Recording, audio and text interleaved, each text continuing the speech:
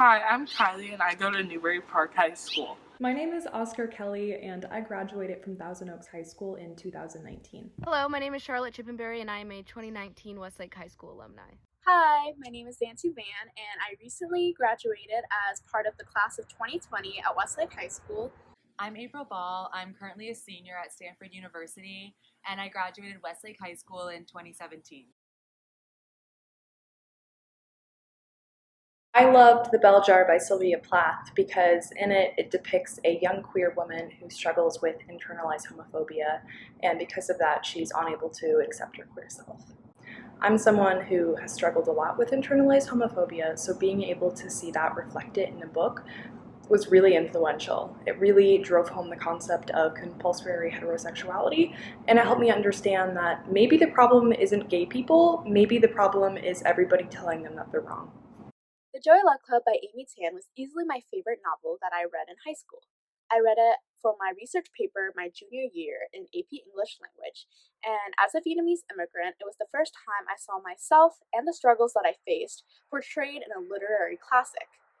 In the 14 years that I've lived in the US, this was the first time I was able to read a narrative that featured an Asian as the protagonist. And this wasn't even something that was a required reading in the classroom. It was one of the options on the recommended reading list. And I was one of the few students who chose it in comparison to the more popular books like The Handmaid's Tale by Margaret Atwood. My favorite book from high school was Pride and Prejudice. I really appreciated the humor of the book. I thought it was really funny. And I also appreciated, obviously, that it was written by a woman. And I think I really appreciated the conversation around feminism that it sparked in my class and kind of bringing in the intersection of literature and gender. And then the book, obviously, there's tons of like hidden commentary on gender and inequity. And I really loved that.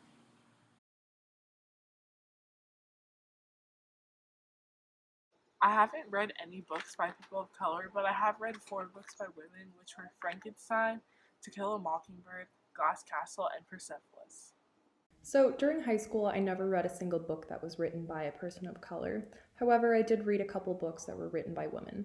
Those books were The Bell Jar by Sylvia Plath, To Kill a Mockingbird by Harper Lee, Glass Castle by Jeanette Wells, and Thousand Pieces of Gold by Ruth Ann Lum McGunn. At Westlake High School, we only read several books that were written by women, and those included Jane Eyre, Frankenstein, Pride and Prejudice, The Awakening, Glass Castle, and To Kill a Mockingbird. For books written by people of color, we read The Kite Runner, and CP reads The Absolutely True Diary of a Part-Time American Indian.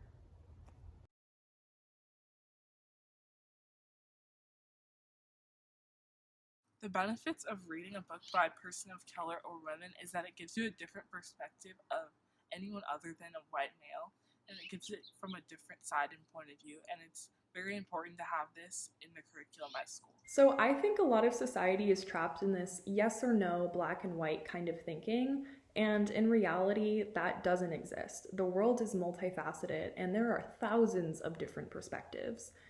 And right now, our current curriculum is so outdated that it only shows one perspective. How can we properly prepare our students for the real world if they can only think in one way?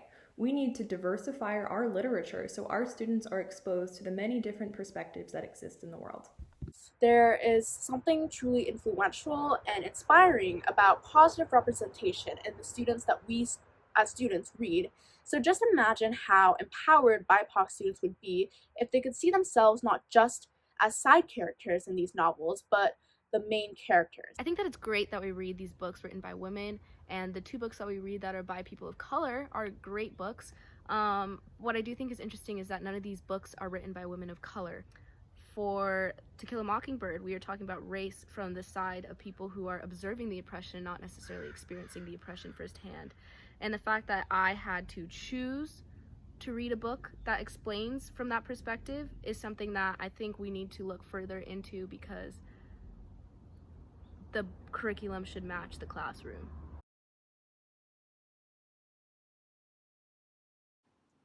Diversify our narrative is important in order to add anti-racist text to the curriculum, in order to fix the growing problem in our society.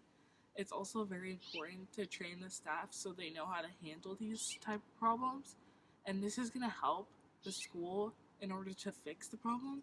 Adding anti-racist text is the first of many steps that needs to be brought to the curriculum. So, diversify your narrative is important to me because I believe that if we diversify our literature in high school English classes, that we will be able to better prepare our students for the real world.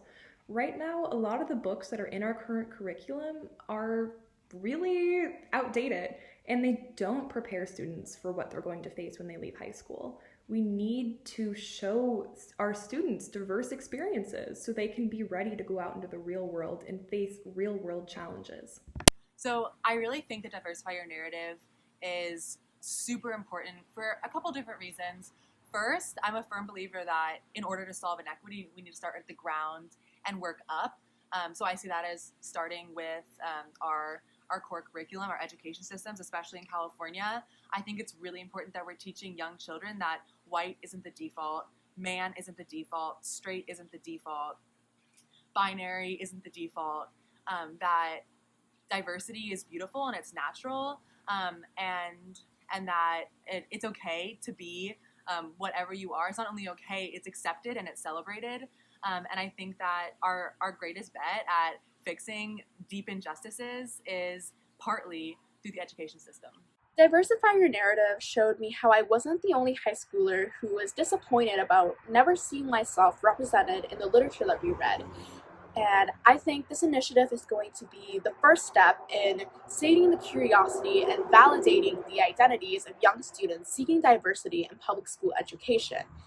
Diversify Your Narrative is going to help shape Westlake for the better and enable BIPOC to feel proud of their identities and feel empowered to be open-minded, strong future leaders.